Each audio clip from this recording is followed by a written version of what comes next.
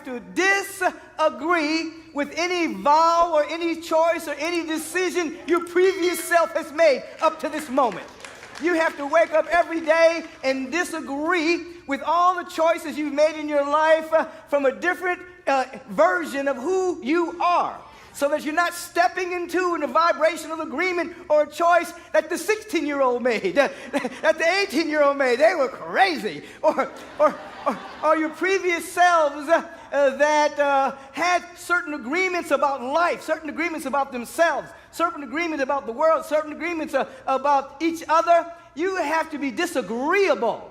You have to wake up and disagree. In other words, all vows that you have ever taken from your previous self must be broken, so that you can step into the holy now, and the being that you are in this instant can begin to forecast the good news, the gospel, the great presence, the great love, the great prosperity, the abundance, and the beauty from this version of yourself. And you have to become disagreeable with every choice that you made out of fear.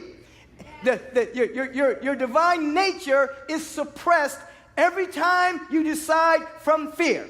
I'll say it again. Your divine nature is suppressed every time you make a decision out of fear and then back it up with action. You understand what I'm saying? How many times have you found yourself in fear and then you said something and then you did something? At that moment, you were unconsciously suppressing your divine nature. You've got to be disagreeable in terms of no longer agreeing with being in fear, doubt, and worry, and making decisions from it. What you do is you set your sight on where you are unfolding, and instead of trying to get rid of the fear or make a decision from fear, you walk in the direction of excellence. And you'll notice that the fear is transmuted into excitement. And the excitement is then transmuted into enthusiasm. Because everything is energy. Everything is energy. What is your focus? What is your resolve? What is your perception? You start off being disagreeable to previously held decisions. You start out being disagreeable to any choices that you've made in fear, and then you come to an agreement. You agree that you are going beyond what you presently know. We have to do that every single day. We have to say in substance, as was mentioned in the meditation service, that what we know is infinitesimally small compared to what we don't know. So as we enter into spiritual practice for the day, we say, today I'm going beyond what I presently know. I'm opening myself up to go beyond what I presently know right here and right now. That frees me from previously held perceptions and frees me from coping mechanisms and defense mechanisms protecting my previous self.